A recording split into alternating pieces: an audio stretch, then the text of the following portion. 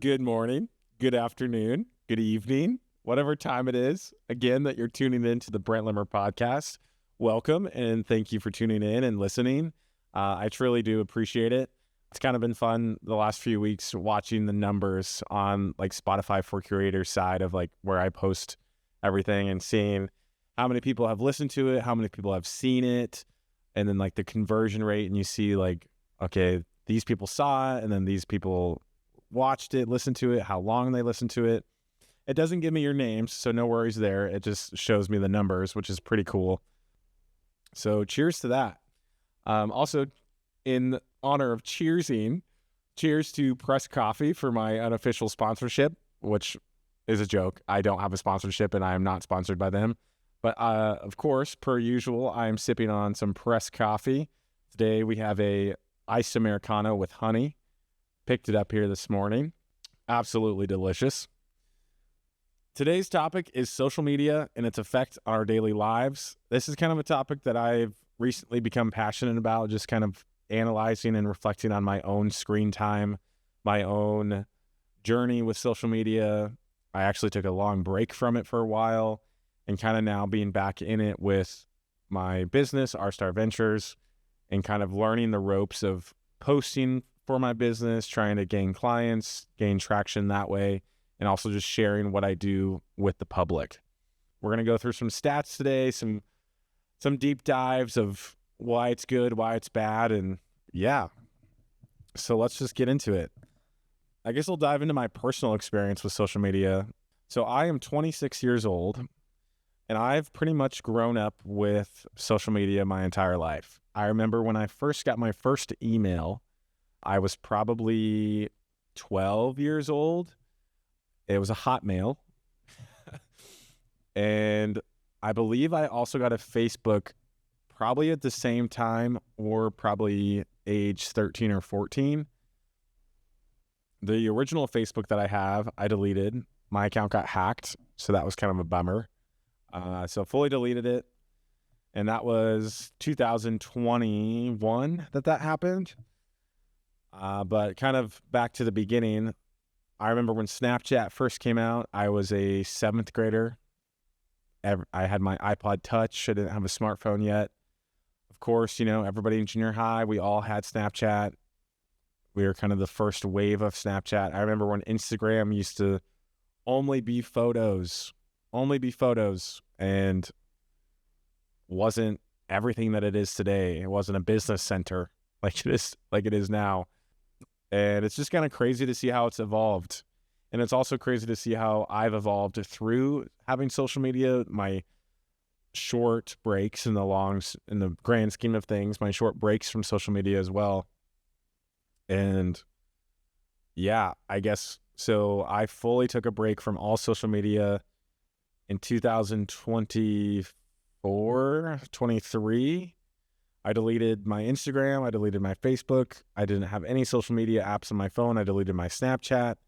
Nothing for about a solid 6 months. And it was awesome. I'm on the verge of kind of going back to that. And it's unfortunate, and it's kind of a confusing, and you don't really know what to do or how to approach it, because business is done so much online and on social media today that it's like, okay, well, if I'm not on it, am I going to miss out? Like kind of roots in a little bit of anxiety of like, oh, am I going to miss out on something? Am I going to miss clients? Am I going to miss business?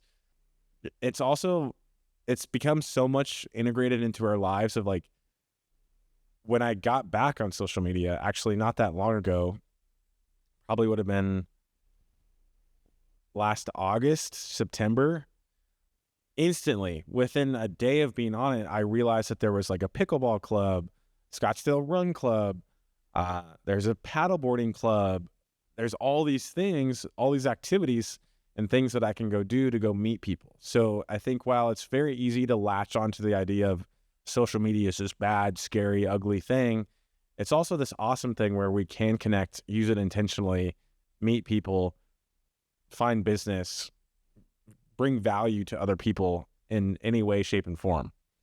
So that's kind of my overarching theme of my experience with it. I think it's still on, just like to the present moment, it's still kind of it's a journey. It's a journey, if you will, of I'm still learning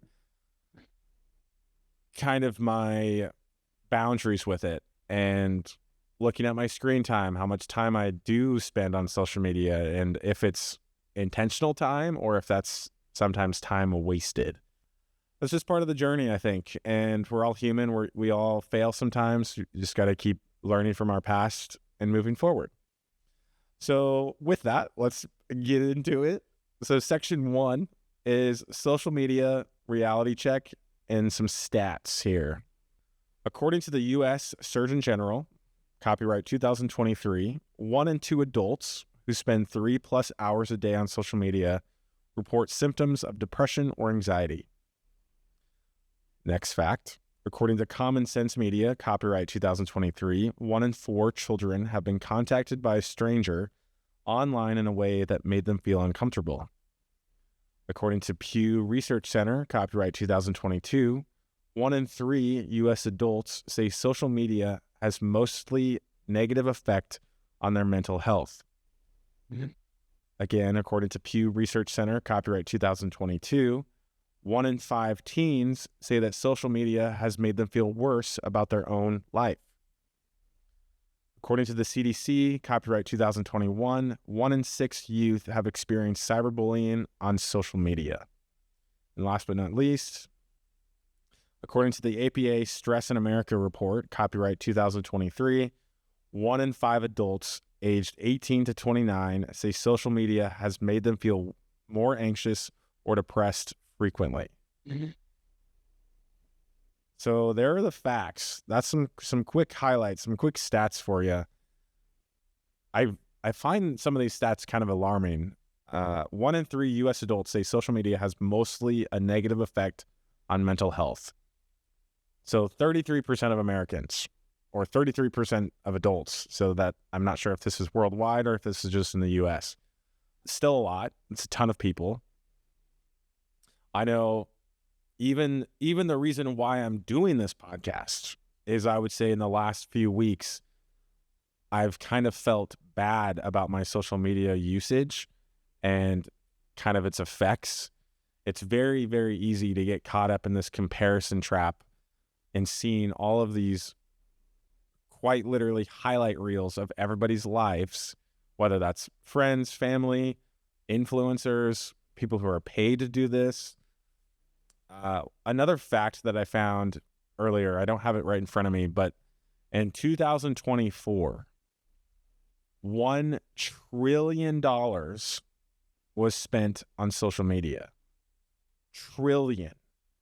1,000 billions has been spent on social media advertising across all platforms in the year 2024. That is mind-blowing. And so it's while it's easy to blame ourselves or like kind of get caught up in that, oh, like I should be better, I need to be doing these other things. It's like we're not necessarily the problem. I think there is, of course, this line of discipline and line of boundaries that you need to have with yourself and your phone and your social media usage. But don't forget that there is an industry worth literally $1 trillion, probably multiple trillions at this point, that is purposely and intentionally trying to get your attention for you to purchase things, consume content, and just consume overall. So knowing that, and even me speaking this right now is almost empowering to myself of like, wow, let me not forget that there is an industry worth billions and billions and billions of dollars that is purposely trying to get me to consume content and be on my phone. Absolutely insane. I guess we're going to kind of just shift right into the next topic too. There's a lot of noise around social media. And I will also then, we're going to throw in a little bit of AI conversation in here too. And this is kind of where maybe like this frustration or stress or kind of anxiety, if you will, comes from social media about everything's so clickbaity anymore. And like one of the things I saw the other day, I wrote this in my notes app. Some of these things are coming from my notes app because I write down things that catch my eye or good topics to talk about on the podcast, or just good ideas for the future, et cetera, et cetera. So you could say that's a good use of my time. And this reel was like, robots are taking over. AI is stealing your jobs. If you work in this industry, you won't have a job in 2 years and you're going to be screwed. And like all of this negativity of like just this fear mongering. And like in my understanding, in my opinion, like, yes, I do agree that social media and AI has evolved tremendously and is going to continue to evolve.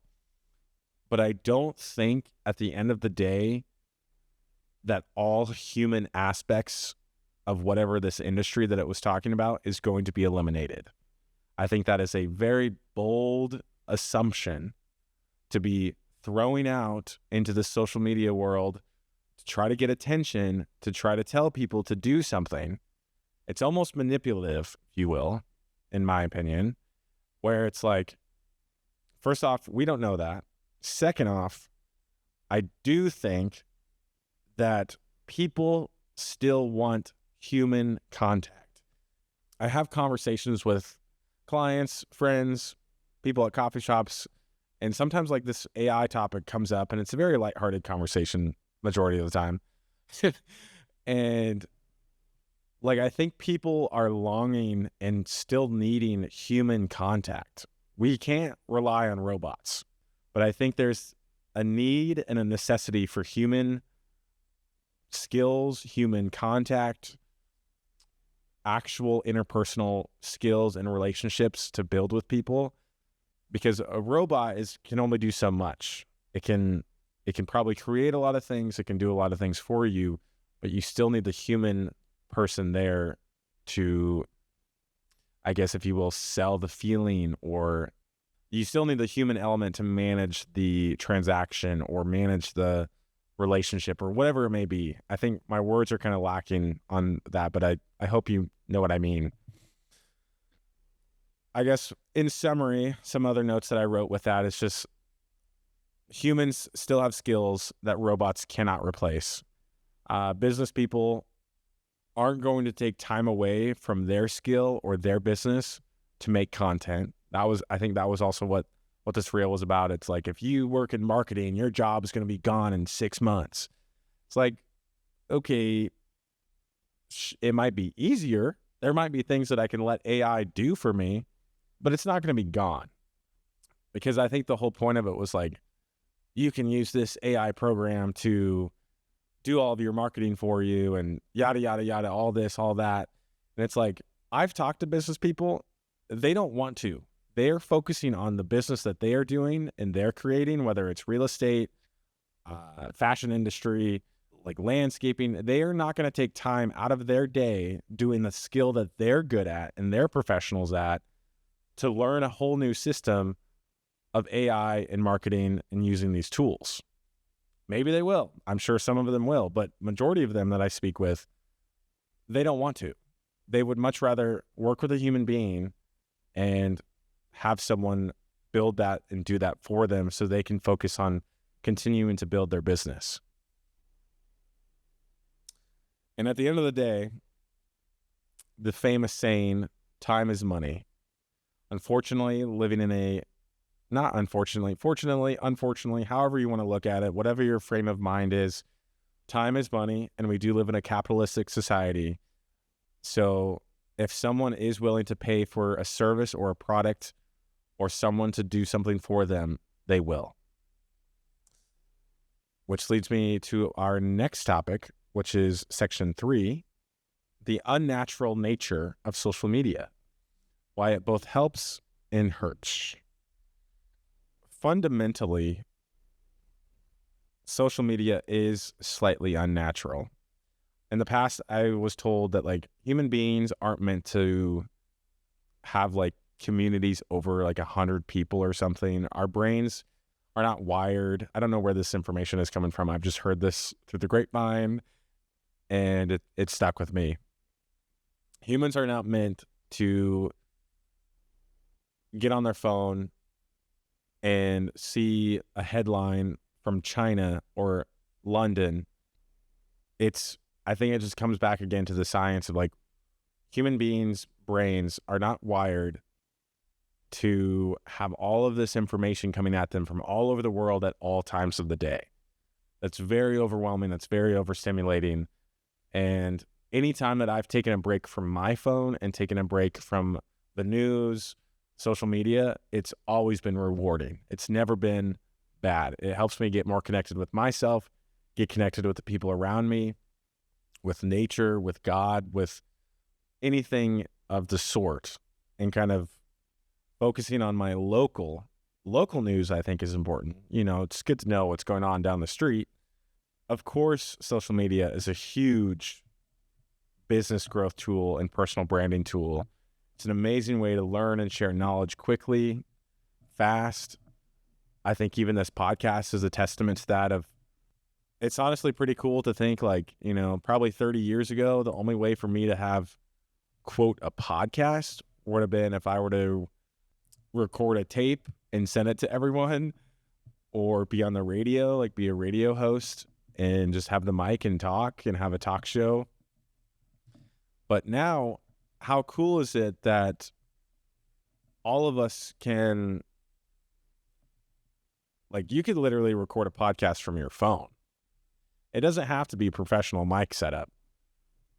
It might not sound the best, and you might have maybe some issues like building it from your phone, but it's still possible. And I'm sure it still probably sounds pretty good because, as we all know, technology on iPhones or whatever phone that you have has come pretty far. And I think that's just important to understand, like, your framing and your mindset and your outlook on social media and what you're using it for. Are you using it as a time to decompress?